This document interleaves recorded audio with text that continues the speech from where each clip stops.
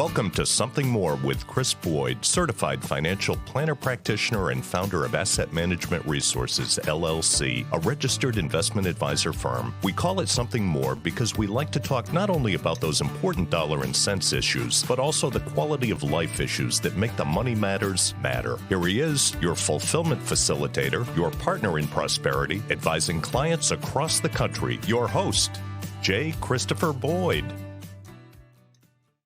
Welcome to Something More with Chris Boyd. I'm here with Jeff Perry. We are both of Asset Management Resources. Thanks for being with us for another episode. And Jeff, it was frost on the pumpkin today, by the way. I know you're not where I'm at. Climates, but No, I'm in Florida for the listeners who don't know, and the current temperature is 70 degrees. We had frozen windows on our cars this morning. So, in any case, it's that time of year, and clocks turn on That's Saturday. right. Fall back. So I don't know. What's that mean? We lose sleep or gain sleep? I think we lose sleep. You gain sleep. No, because at 2 o'clock in the morning, it's 1 o'clock. So 1 o'clock in the morning. All right. And lighter in the morning, darker in the afternoon. All right. Sounds like not a bad option. And one of the things that we want to talk about, I like talking sometimes about lessons learned. We have all these interactions with our clients and prospective clients. Yep. And from time to time, I like to share some of these lessons with our audience and our listeners and our clientele as well, of course. Common themes do develop, right? Yeah, absolutely. As much as everyone's circumstances are different, it's like that expression about history that it rhymes or whatever, Yep. It doesn't repeat itself. It certainly rhymes. Yep. Yeah. There's that same notion that everyone's circumstances are a little bit different, but there's a lot of themes that come about, and you tend to see similarities, and not all circumstances are identical, but people certainly seem to worry about the same things, maybe in different contexts, but they do have the same concerns about the future. One of those things that I thought I'd talk a little bit about for a minute or two, if you'll indulge me, is the circumstances with dealing with long-term care and long-term care insurance, or not. Right. That's the initial question, right? I mean, whether to do should I or shouldn't I? Right? Yeah. It's expensive. Yeah. I met with a client recently who I've had a long time relationship with, and I asked them to come in because they're on my mind. They've mentioned that they're concerned about one of them having dementia over time because of family history, and so they're attuned to the concern and been testing and checking good for them for being proactive about it and not just ignoring it, right? And, it's worked into their planning in a variety of ways. And my concern, of course, is, do we have the right structure? Do we have the right resources? Do we have enough?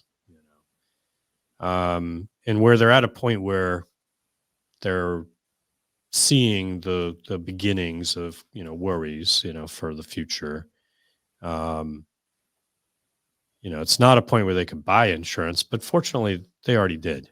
They or at least one of them was eligible, and so the one who has this concern for cognitive impairment over time was able to be insured and does have the insurance, and so that's very fortunate, because that's likely to be the one that I think their greatest concern. Now, you said something that maybe listeners may be wondering: why wouldn't they be able to buy it now? Oh, sure. Long-term care insurance, like life insurance, is underwritten for health.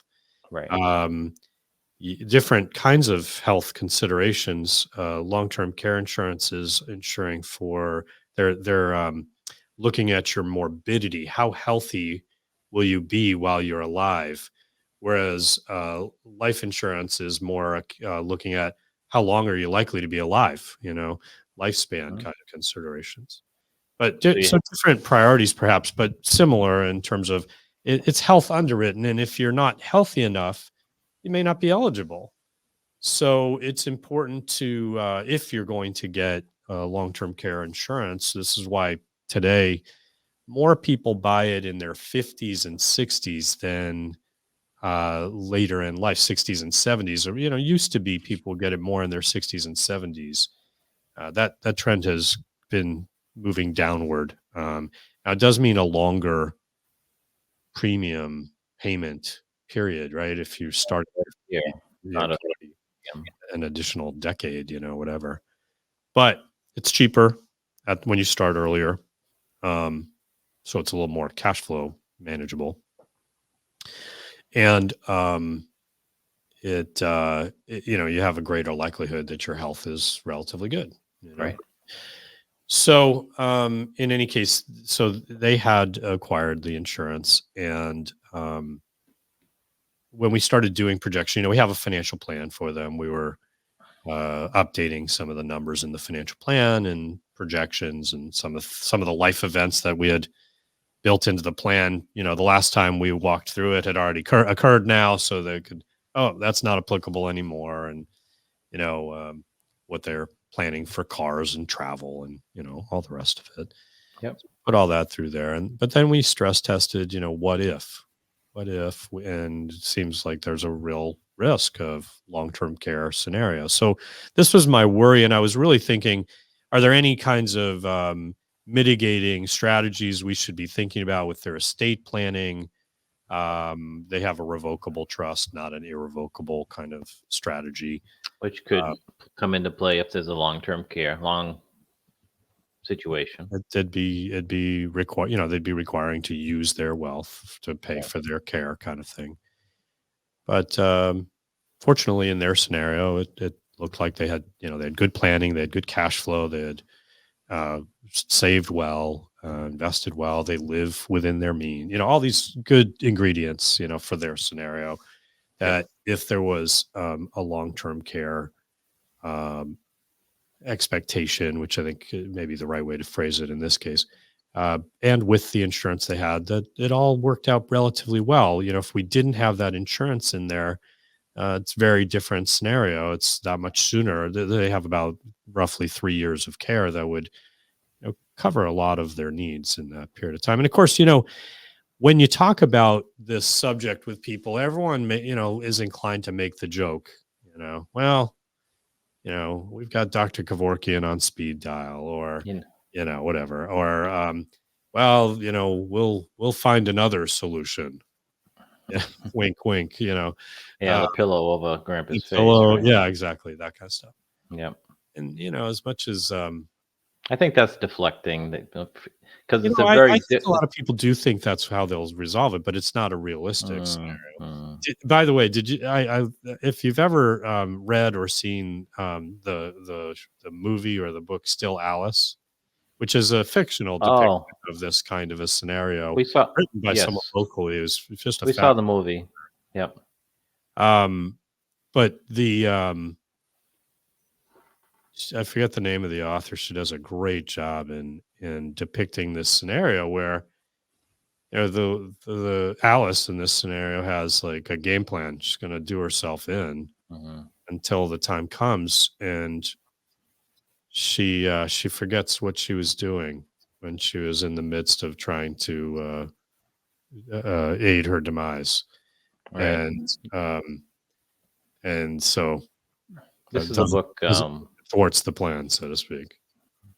2007 novel by Lisa Genova, who actually is a neuroscientist. So she's written many great books, and she's local. I understand she's Waltham, Cape Cod, as well. She has ties to Cape Cod. Said Waltham, but probably has. But in any case, definitely a great book, and several others that are really just compelling. And The Andersons was one that comes to my mind that I really enjoyed. But in any case, I think that's what it's called. But anyway, so I want to pick your brain on some, suggestions, but can I give you some data to set the stage here? Yeah, I want to one last thing I want to Sure. mention before we turn to that. Let me just mention an additional anecdote that I had a client call uh, this week who had acquired long-term care insurance. I assisted them when they were no, actually, this was someone who didn't get it through me, but is a client that we'd done financial planning and portfolio management for, and she said my premiums are going up notably again because Right. the costs keep going up on these products. That is to say, insurance products that were priced a decade or more ago did not price them well. And now if you buy insurance, you buy it at a much higher cost because they've accounted for some of the things that higher claims rate, longer lifespan, Mm-hmm. lower interest rates over the last decade that maybe is changing today. But in any case, all these reasons that force the insurance companies to raise rates. And, it feels like there's perhaps an insidious, they're trying to price you out when you get older. And then maybe there is that, but I think a lot of it is just they didn't plan the pricing as effectively as they thought. And so, um, someone who's in their 80s, let's say, Right. says, do I keep it? Do I reduce the benefits to keep it more affordable?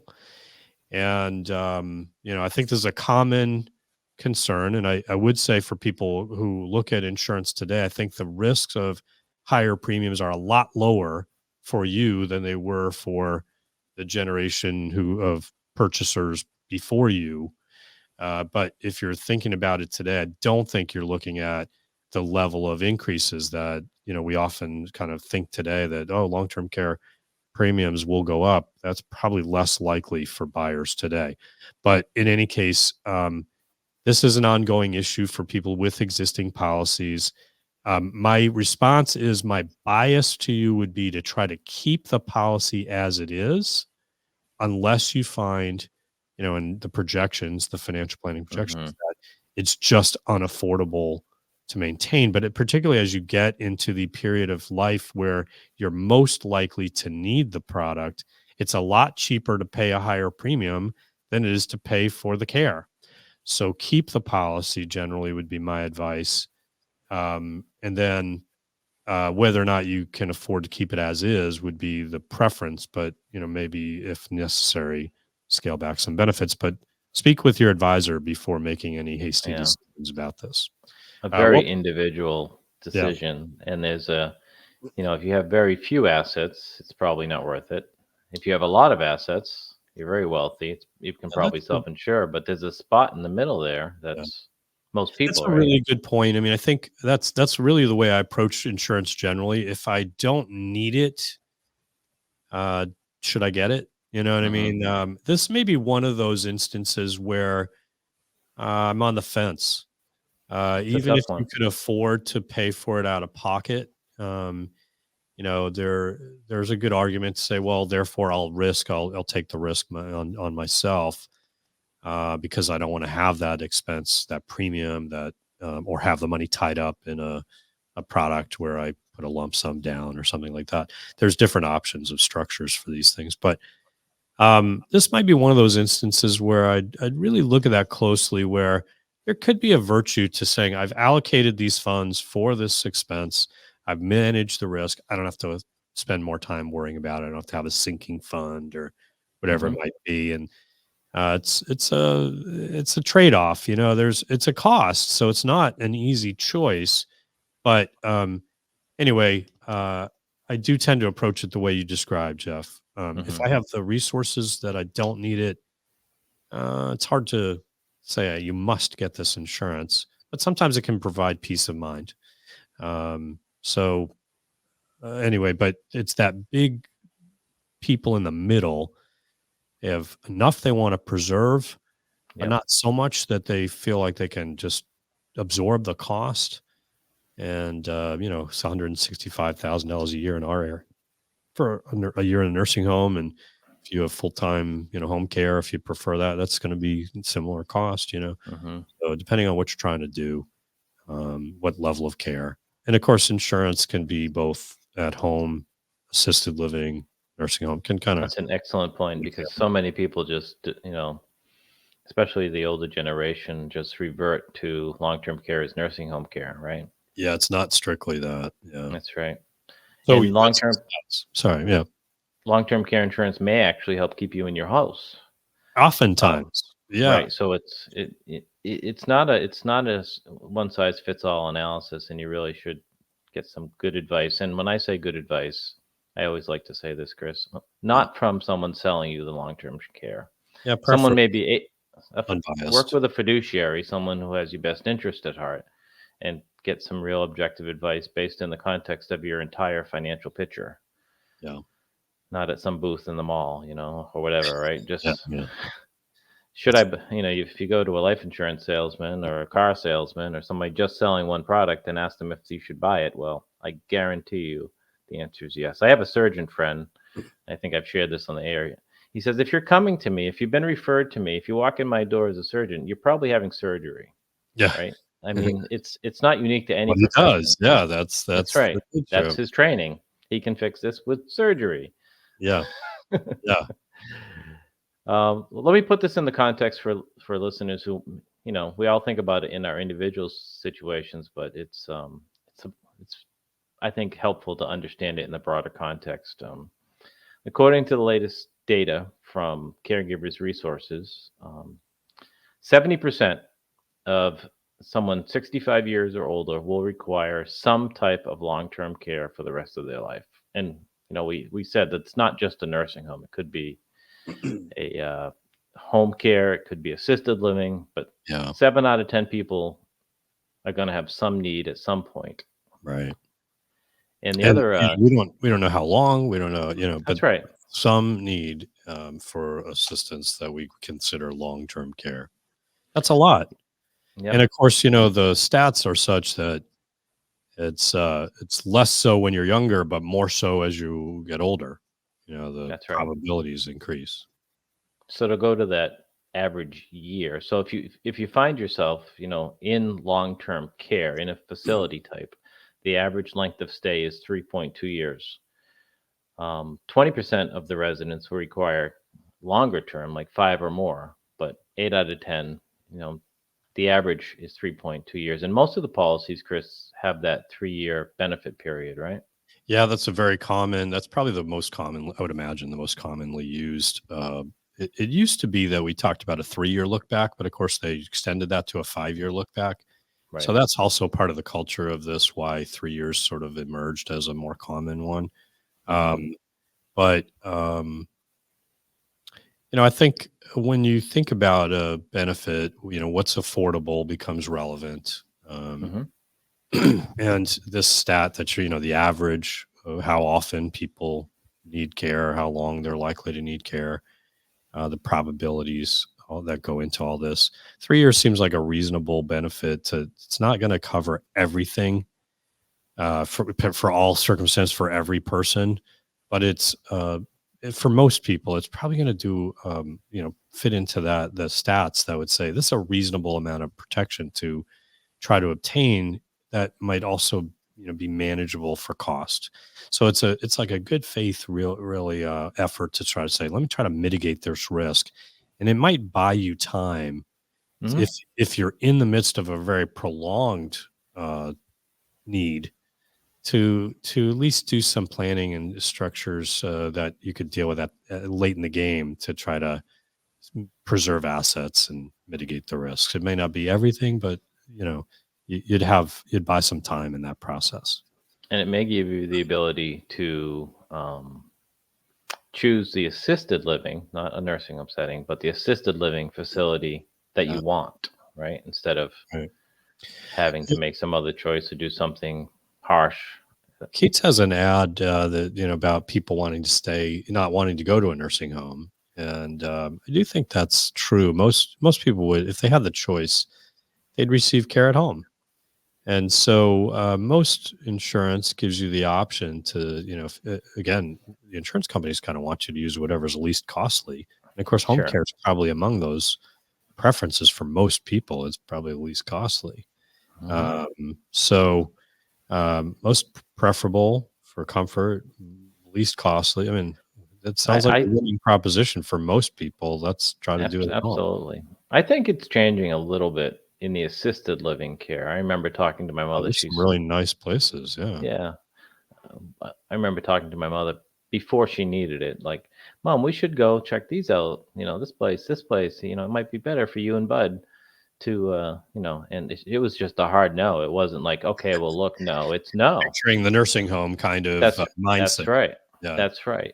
So we visited two neighbors, former neighbors who've gone into assisted living, one in Massachusetts and one here in Florida, and they're very happy there. They're beautiful places. Not only do they have their needs met, but they have a lot of activities, social interaction, their own apartment. There's a lot of positives, and I think that's going to continue to change.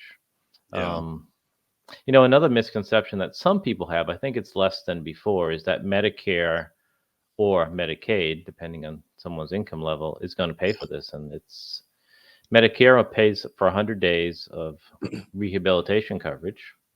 Yeah. And even with that, there's That's there's caveats. There is Has to have been preceded by a 3-night stay in a admitted hospital to a system. hospital. Yeah, not just in the hospital, Yeah. admitted into the hospital. And that's tough to do, right? Yep, These days to get anyone to stick around in that kind of length of time in a hospital is hard to do. And you also have to be showing progress. that's right.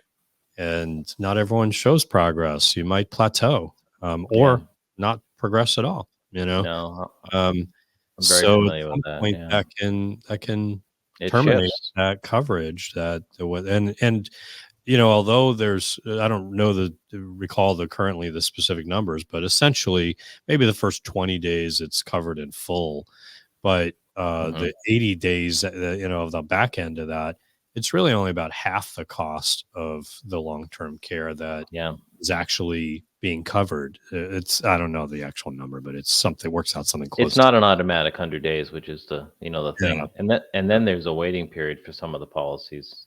In addition to that, right?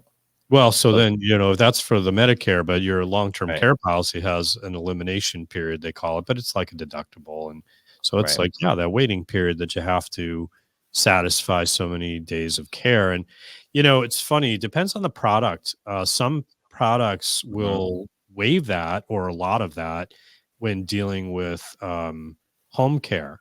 That's right. But when it comes to nursing home care, institutionalized care may be very different. And for example, where does assisted living fall in the benefits? Is it considered nursing home? Is it considered home care? Policy Different products. dependent, right? Yeah. Yeah.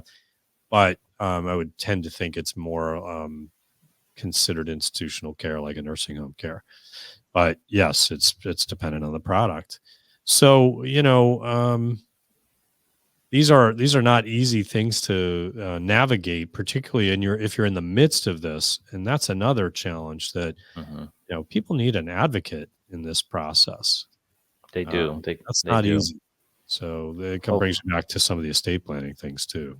yep. It's important to talk about this stuff before you need to with your Yeah, family, your lawyer, your financial advisor, and and I then think I we're think you've got to think about how So we're talking about everyone would prefer to be at home.